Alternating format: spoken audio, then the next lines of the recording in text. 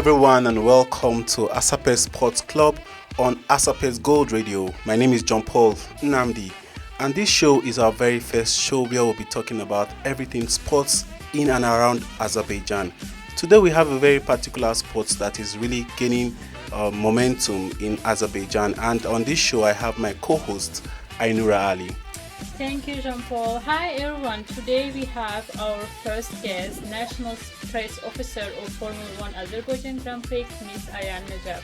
Thank you, Miss Ayan, and welcome to our program. And we are so happy to have you as our first guest. Hi, Ainur. Hi, JP. Nice meeting you. I think it's just a very specific edition of this event. It's the first time. And I'm very glad to be invited as a guest speaker for the first edition.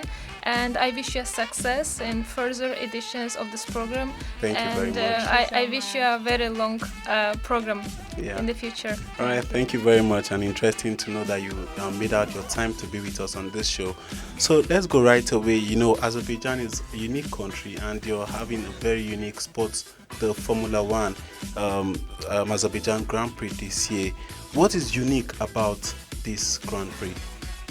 Well, as a representative of the promoter company of the race of Formula 1 Azerbaijan Grand Prix, I have to tell you that it's the most fabulous, spectacular race on the calendar. Okay.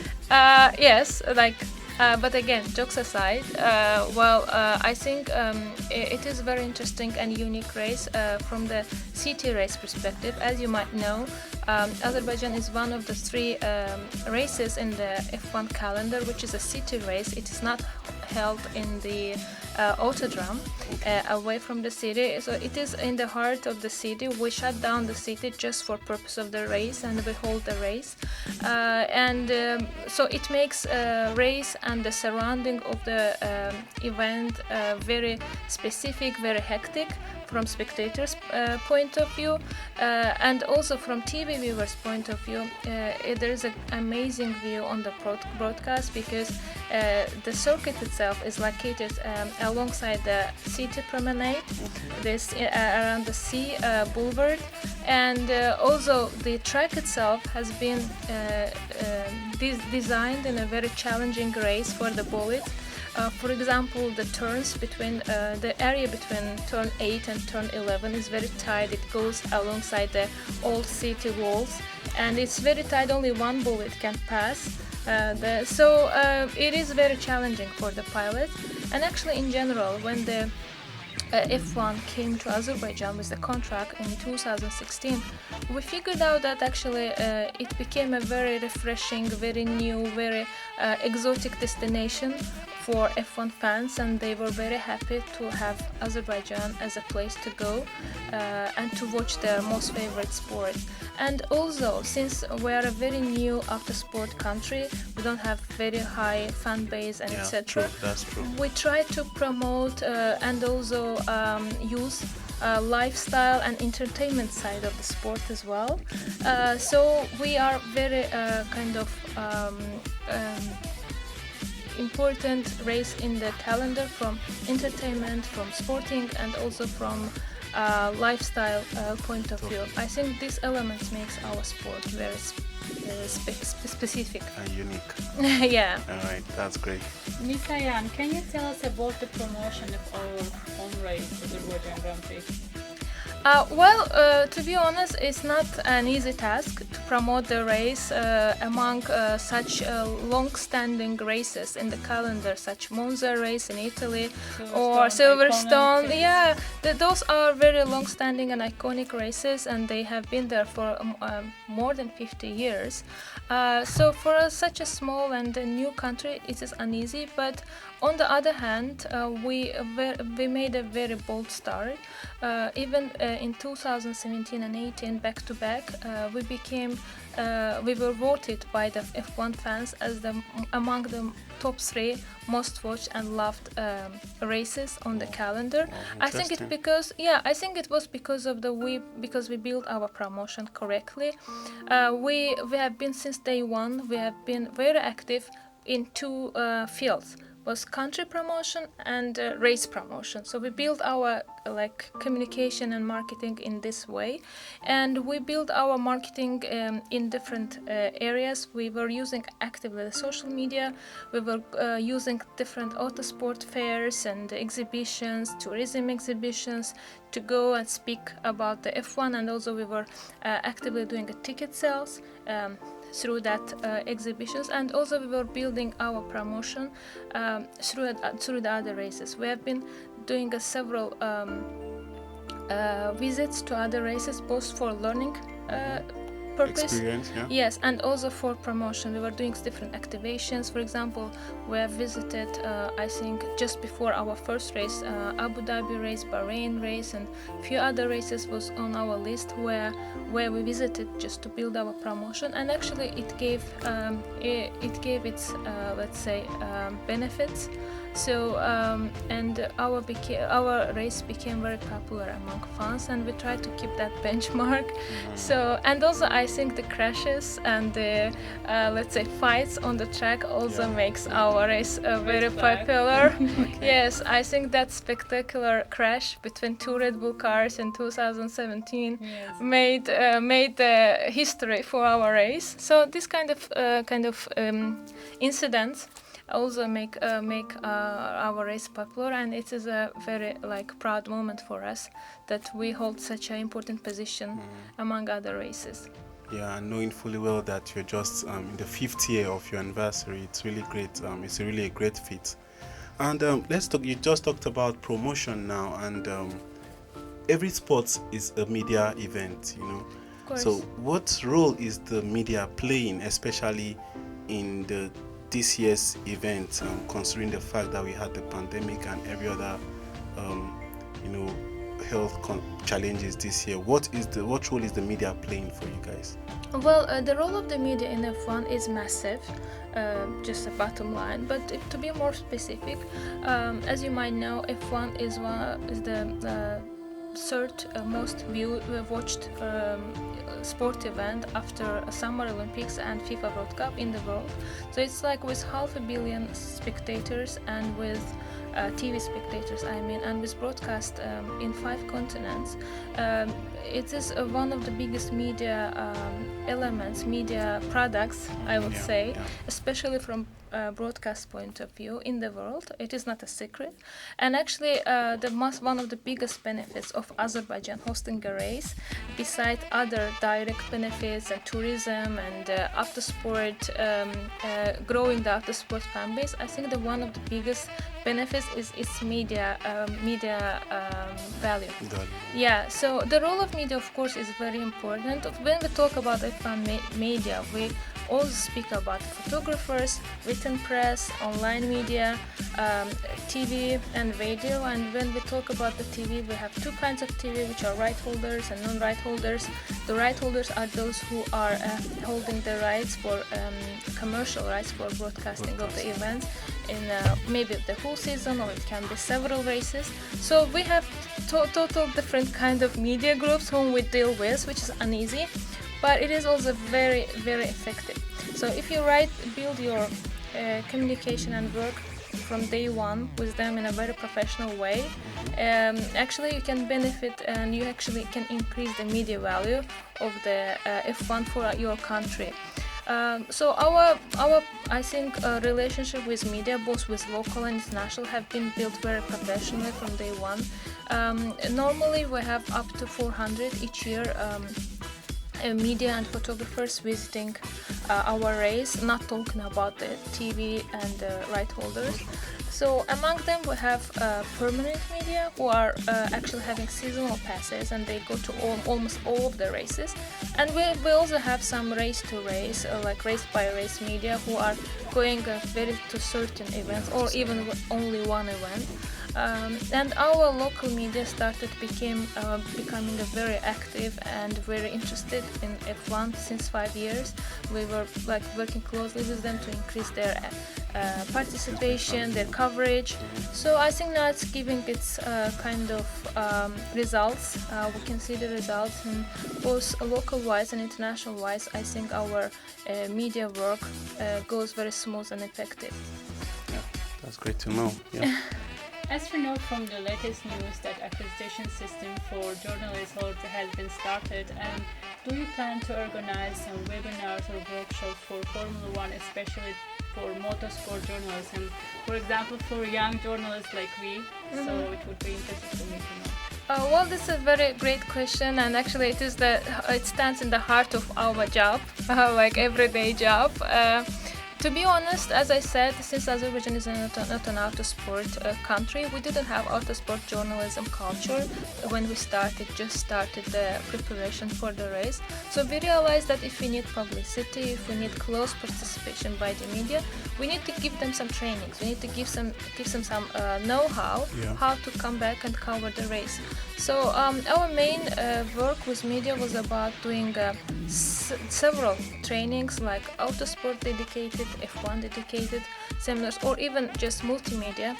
Actually, we had one amazing project in the past with the University of Sport and Physical Education. We, in a very close participation with this academy, we made 3 days training, I think in 2018, for media, for a better and active usage of multimedia tools. It was run by the Dan Mason. So we do this kind of seminars in every year basis. Last year we did 1 year long English trainings, English language trainings with a tutor for journalists, since it's like official working language of F1 is English, so that they can go and participate in media pen and raise questions for the pilots in English freely. So it was very effective, I would say. We had nearly 20 journalists who attended, but 3 to 5 of them became like bright stars.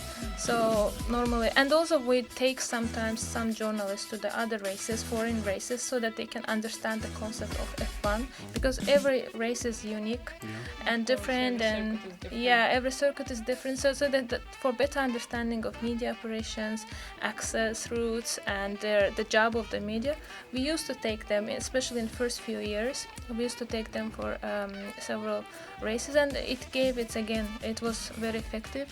And we keep continuing our work with them. And our recent meeting with local media in terms of media accreditation for 2021 Azerbaijan race was on March 3rd, very recently. Yes, I saw.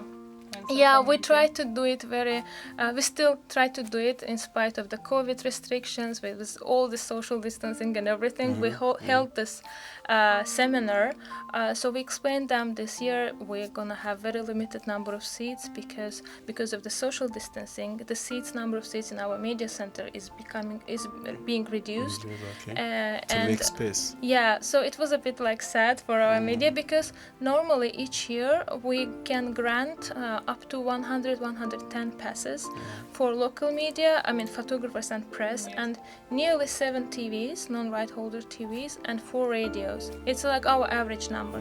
And 1 right TV holder, we have TV right holder, it's İdman TV. Yes.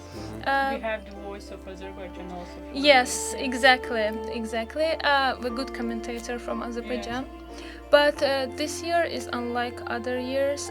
We will not be able to give access to the non-right holder TVs, nearly 7 TVs. It is decision by Formula One, and it's a decision that you cannot argue because of the safety measures. And actually it wasn't a very good news for our TV. They became very sad and demotivated. So, but we try to explain that it's not just because of us, it's because of the COVID. But normally we have high numbers of local media being accredited, but good or bad, it's good that we met them on March 3rd and we gave our announcement, so we're completely transparent this year. But still we hope to accredit enough photographers and written press and online press, up to 70 this year because of the COVID. It's not that little, but in terms of TVs we are much more restricted, unfortunately. But hope next year it becomes better. Yes, we hope so, actually. Hope so. Really, we hope so that everything concerning the pandemic really gets better and allow us to live our normal lives. Earlier in the show, you mentioned that the Formula One is actually the most watched sports after the Summer Olympics and the FIFA World Cup. What do you think is different, makes Formula One different from other sports? I think it's obviously the most high-tech and innovative sport because it is the racing of the fastest cars in the world, and it should be very innovative because it's very competitive. The better the car, the better is the result, and higher the points. And yes, also it is very, from physical perspective, it is very demanding for the pilots. Each year, the whole season, they do lots of physical exercises. There's a very big pressure on the neck side, and obviously, it's not a secret that it is one of the dangerous sports in the world.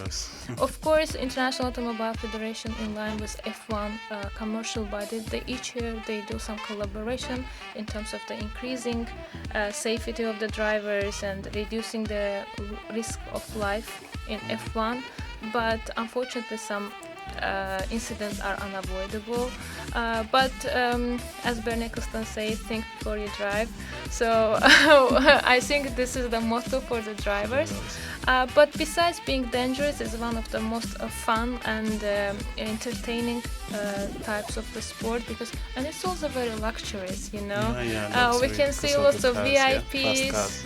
Yes, fast cars, lots of VIPs around the cars, lots of old drivers coming into the race, and most of public figures visiting the race, and also I think it's one of the spectacular because the broadcast, you know, happening through the helicopters, the city view, it's uncomparable to any other race.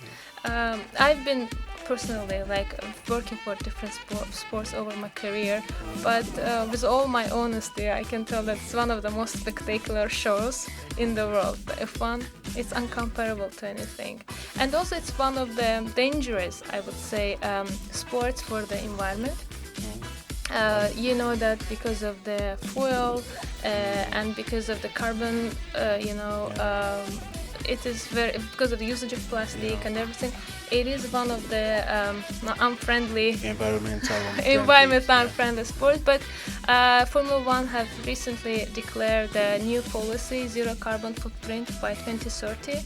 So they are very ambitious. It sounds very ambitious, to be honest, but they are very ambitious to use hybrid cars, electric hybrid cars by 2030, also to reduce the use of plastic in entertainment zone for food and beverage, in paddock and other areas. So let's hope and that it works out, and as a promoter we also closely collaborate with them so that this plan becomes a reality one day. Okay, hopefully. Yeah. I think in my view this year is going to be completely different in terms of for many pure British fans, because as you know, Aston Martin got back to the track, and for me it was like very phenomenal. And when I saw their presentation on YouTube, I was shaking, to be honest. So it's just something, I don't know, the words I think can't explain my feelings.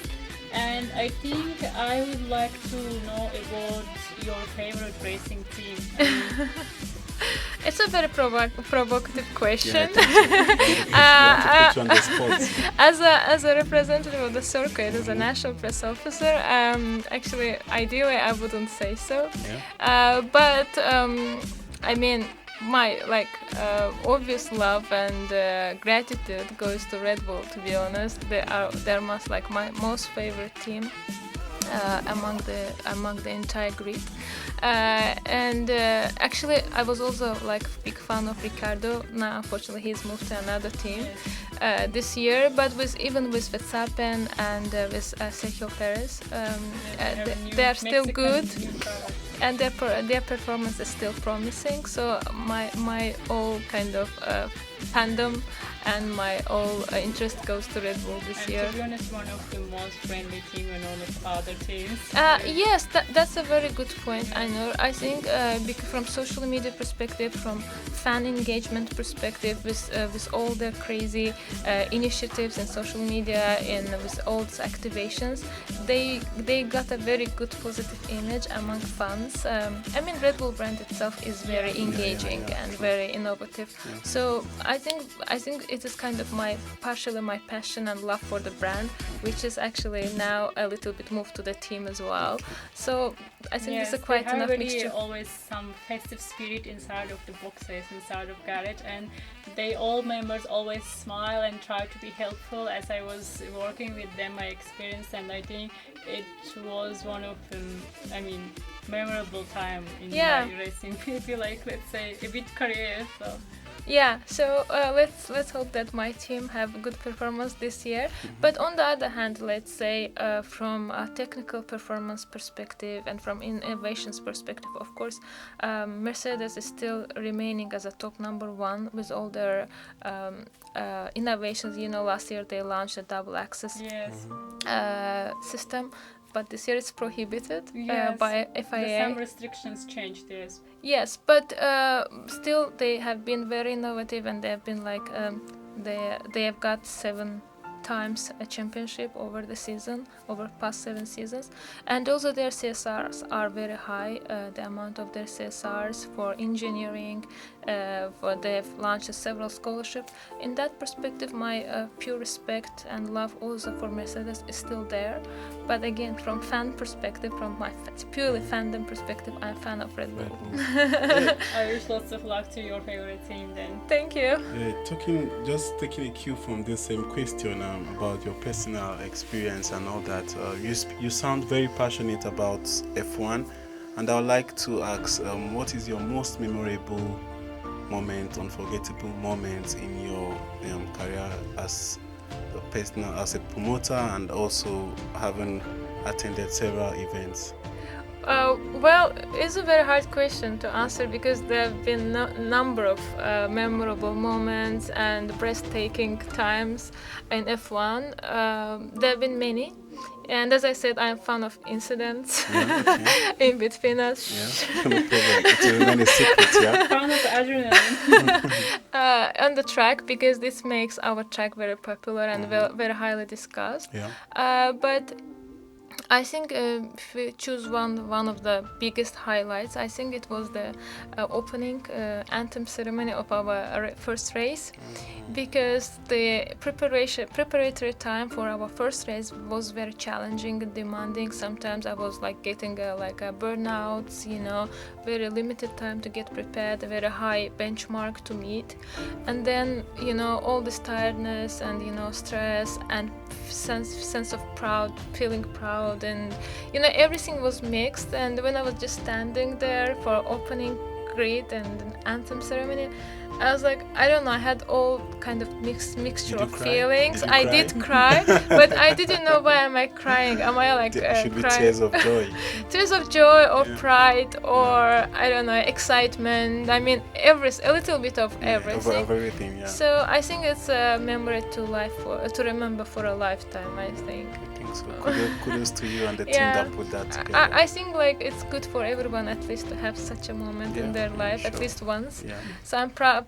Once or more. At least once, yeah. Yes. What's the procedure for professional journalists, especially to get a media accreditation in Formula 1? As a national press officer, our main job is with media. I always say that no matter how well we conduct the race, how well my colleagues from sporting team, from marshals, or from construction team, or from design team, they work hard. No matter how well they work, I think the fact that how it is covered from positive note by the media is the key.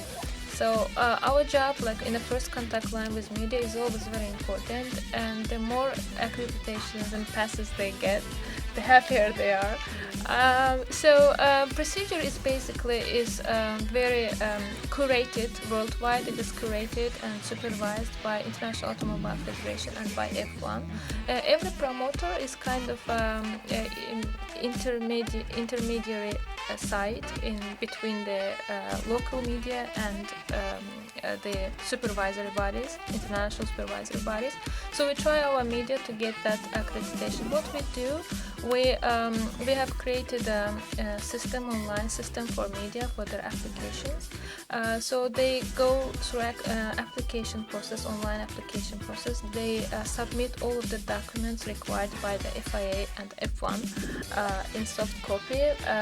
So they provide all of the coverage, press cards and everything on online basis. We collect these applications, we study those applications, and then after closing of the application process, we still study those applications. We try to complete the incomplete ones. We just give a call to each media saying that please give this and that, so that they're more eligible to pass the accreditation. And then after it's all finished, we submit all of the final list and applications to the FIA and F1 for their consideration and review. And then if everything goes successful, they issue the passes. And this is actually for national media. And for all international media, be it a race by race or seasonal accreditation, it's all issued by International Automobile Federation and by F1. That we don't intervene into this process. Our job is to create a working condition also after the accreditation process, both for local, international, and to host them. So this is like more or less about the application and accreditation process. Asan informed the deadline till the 20th of March. Yeah, this year, due to the pandemics, we started our preparations very late. You know that before we were under severe quarantine, among the government of Azerbaijan, and since January, end of January, it became a little bit milder, and we've got permission to hold sporting events in open air. So our preparation started a little bit late, so we have very little time frame this year from March 2nd to March 20th. So if any media representative are listening to me today, I just want to appeal to them, saying that just please don't miss the deadline and apply, and so that we can guarantee and issue your seat in the media center so that you can cover it. So yeah, thank you. Talking about preparation also, I just want to bring to your notice, and I know you know that last year a lot of sporting events, international sporting events would have held in Azerbaijan, but because due to the pandemic there was a lot of cancellation and postponement, and one of the biggest is also the football event, the Euro 2020. Exactly. And then we also have the Azerbaijan Grand Prix, which will be holding this year. How has the preparation been going? You just mentioned earlier that due to the pandemic and the severe quarantine measures, it did not start on time. How is it going now? Well, to be honest, I think I have from organizers' perspective, I think it is very challenging and very specific and unique year to hold all of our preparations and operations under post-COVID-19 conditions and restrictions. So sometimes I get a feeling that as if we are holding this race for the first time. Wow. Despite my experience, like 5 years experience in F1, sometimes I get this kind of feeling because everything is unknown. Of course, we get some protocols, post-COVID protocols by our supervisory bodies, which is again International Automobile Federation or F1. It is in the process, but since the season is not haven't started yet, you know, the first season opener will be Bahrain in March and this year, end of March. So since everything is slightly unknown and is very restricted, it is very hard to make all of the preparations under these circumstances. And also, while preparing all of the planning and operations, we keep human safety as a key in our mind, and it's very stressful, to be honest, to build everything, all of the preparations for the worst case, like all of the the restrictive measures, all of the considerations, all of the safety measures. We plan for the most severe cases and most severe circumstances.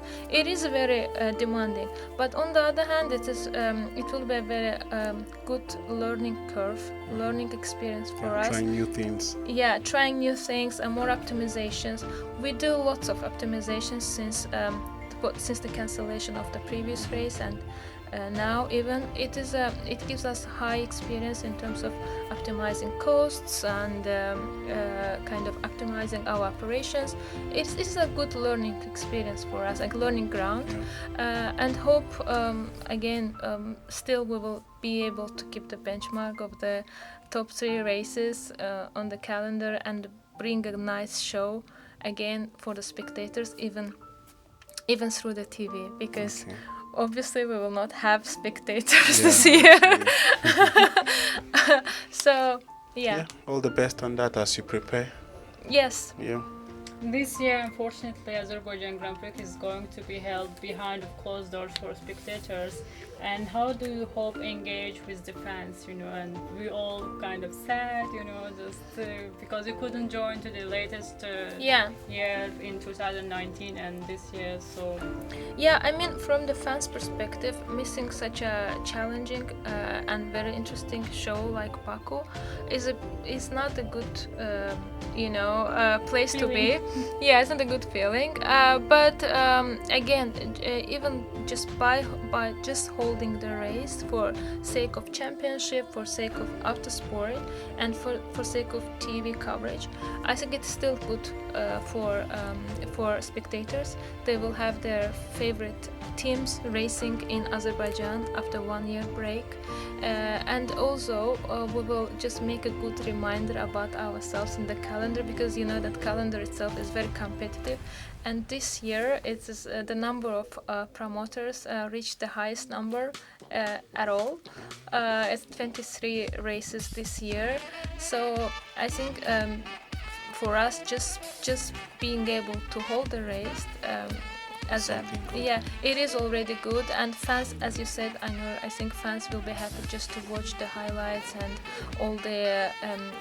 all of the elements of the race from social media and engage with their teams and see their teams getting points from Baku stage is a very good thing, and it will be good for our relationship with our international and local fan base. It's not good always to be away from the calendar for a long time. Or maybe some of them can watch from their balconies, who will cross the track. Well, for the moment, yes, it's not restricted, of course, but the only thing that the tribunes will not be installed and established this year, and all of the paddock club tickets are not on sale. But yes, people, if people from the neighboring area, maybe similar to previous years, they can watch. Yeah, but is there any possibility of a last-minute change, considering the fact that there's a vaccine for the virus now, and then is there any chance for that? Well, I'll try to be honest in this question. Well, there's a very limited time left until the race. For the moment, we do all of our preparations as if we're doing it non-spectator event. Again, we are not installing the tribunes, and I don't think that we have very long time corridor and time frame to change it according to the dynamics of the pandemics. Of course, I agree that the dynamics can change. The amount of vaccinated people is increasing day by day. But from given that we have less than 3 months to go before the race, even if situation change in a good way, from operations perspective, it will be difficult, and also from travel perspective. I don't know. I mean, even if we sell the tickets, we launch the ticket sales. For international spectators, it's very challenging to get to Baku due to the travel restriction and etc. So I think this year it was keeping the human safety and human life as a key, and also to bring our commitment before FIA and F1 as one of the stages of the championship, and just to serve to the the accomplishment of the championship itself, from sporting perspective. The rest, will come maybe for the next years. Of course, it's our 5th year. This year we'd like to hold this race in a very spectacular way, in a very festive way. But again, human safety first. I agree with you totally, and really want to appreciate your presence on this show. And like we said, is a premiere, and I can really say we had a very good show today, Yes, right? Thank you very extremely much. interesting. Thank you very much for your presence. And do you have any last words to share with Uh, us? Well, no, I wish you again endless success, Thank you very enormous much. success Thank in you. the upcoming editions of this program. And I appreciate your initiative on launching this program. I think the English speaking listeners and even Azerbaijani listeners who listen and watch news in multi-language level, they will be happy to receive this program. Yeah, it's a very good media product for our audience. Good job, and keep it up, and good luck with future work. Thank you you. for coming, Ms. Thank you very Ayan. We much. had a very great time with you as our first guest, and hopeful to see you soon in upcoming riding events. So, and I wish you lots of luck with the handling of Azerbaijan Grand Prix. And I know it's going to be tough with our spectators, but we hope that things is going to get back to normal soon. Hope so. Thank you. Thank you. All right, yeah, everyone, here we'll come to the end of our show. Catch you on the next one. Keep liking our social media pages, and like and share with your friends. Thank you.